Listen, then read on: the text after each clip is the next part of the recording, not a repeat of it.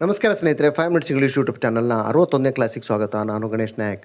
ಇವತ್ತಿನ ದಿನ ನಾವು ಪ್ರನೌನ್ಸ್ ಅಂದರೆ ಸರ್ವನಾಮಗಳು, ಇದ್ರ ಬಗ್ಗೆ ತಿಳ್ಕೊಳ್ಳೋಣ. ಈ ವಾಕ್ಯವನ್ನು ನೋಡಿ. Hari is absent because Hari is ಇಲ್.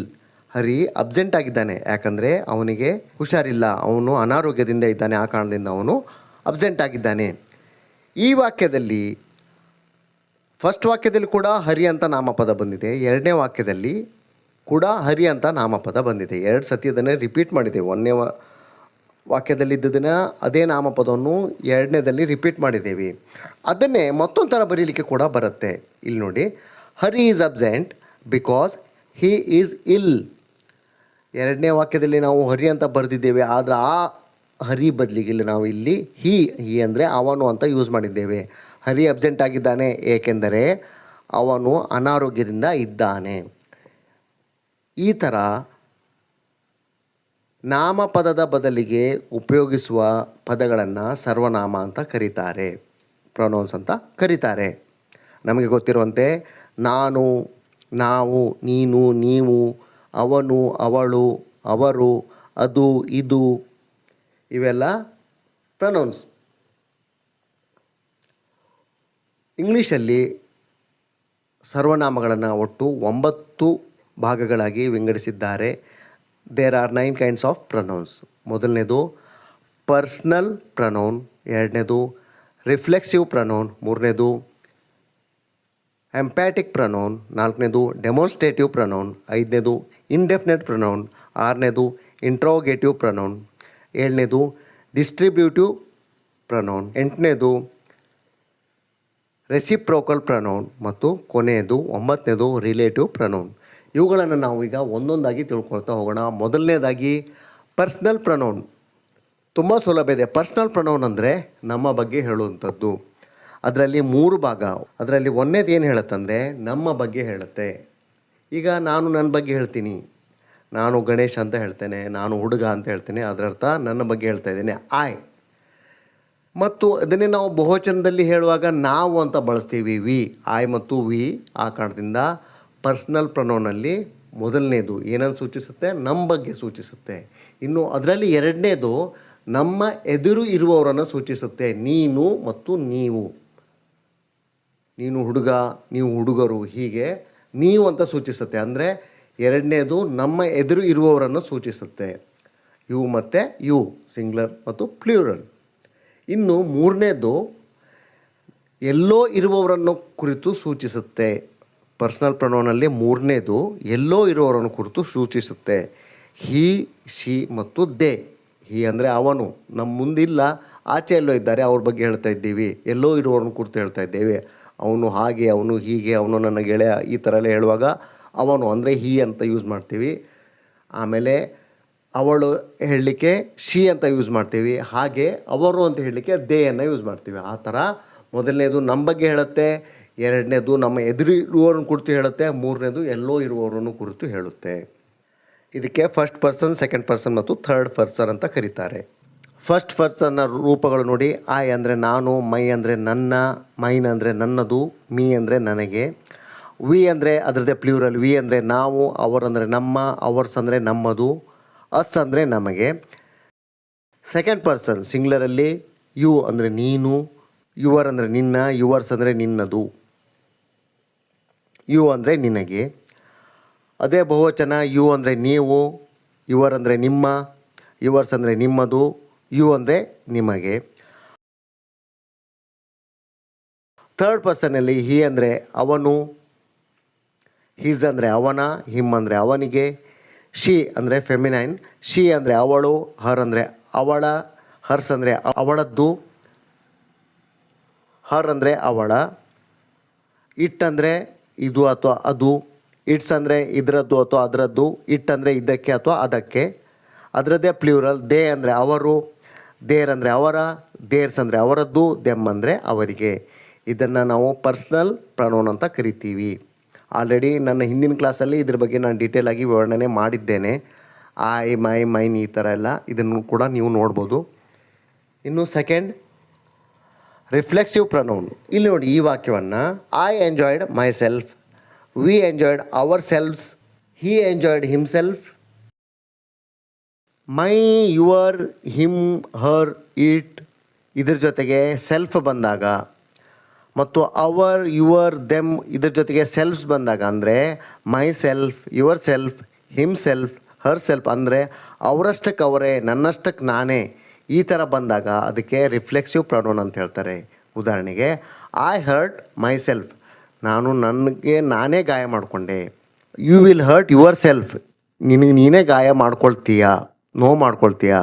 ಹೀ ಹರ್ಟ್ ಹಿಮ್ಸೆಲ್ಫ್, ಅವನಷ್ಟಕ್ಕೆ ಅವನೇ ನೋವು ಮಾಡಿಕೊಂಡ, ಗಾಯ ಮಾಡಿಕೊಂಡ. ಶಿ ಹರ್ಟ್ ಹರ್ ಸೆಲ್ಫ್, ಅವಳು ತಾನೇ ಗಾಯ ಮಾಡಿಕೊಂಡ್ಳು. The horse hurt itself, ಕುದುರೆ ತಾನೇ ನೋವು ಅಥವಾ ಗಾಯ ಮಾಡಿಕೊಳ್ತು. ವಿ ಹರ್ಟ್ ಅವರ್ ಸೆಲ್ಫ್ಸ್, ನಾವೇ ಗಾಯ ಮಾಡ್ಕೊಂಡ್ವಿ.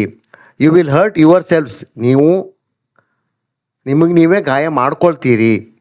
ದೇ ಹರ್ಟ್ ದೆಮ್ಸೆಲ್ವ್ಸ್, ಅವರಿಗವರೇ ಗಾಯ ಮಾಡಿಕೊಂಡ್ರು. ಹೀಗೆ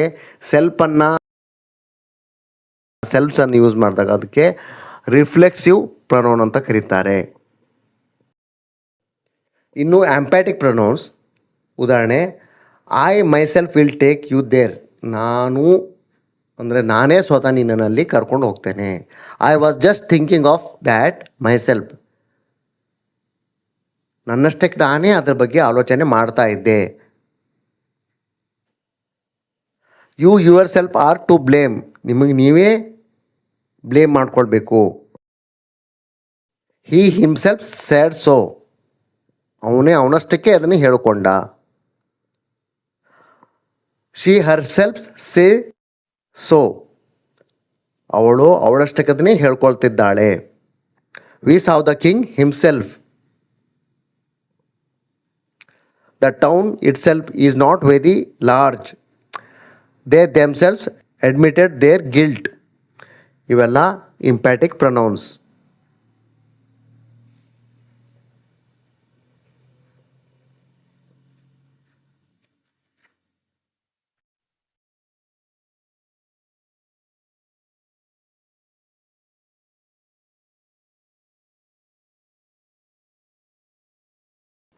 ಆಮೇಲೆ ಡೆಮಾನ್ಸ್ಟ್ರೇಟಿವ್ ಪ್ರೊನೌನ್. ಡೆಮಾನ್ಸ್ಟ್ರೇಟಿವ್ ಅಂದರೆ ಅದನ್ನು, ಇದನ್ನು, ಅದು, ಇದು ಅಂತ ತೋರಿಸುವಂಥದ್ದು, ಬೊಟ್ಟು ಮಾಡಿ ತೋರಿಸೋಂಥದ್ದಕ್ಕೆ ಡೆಮಾನ್ಸ್ಟ್ರೇಟಿವ್ ಪ್ರೊನೌನ್ಸ್ ಅಂತ ಕರೀತಾರೆ.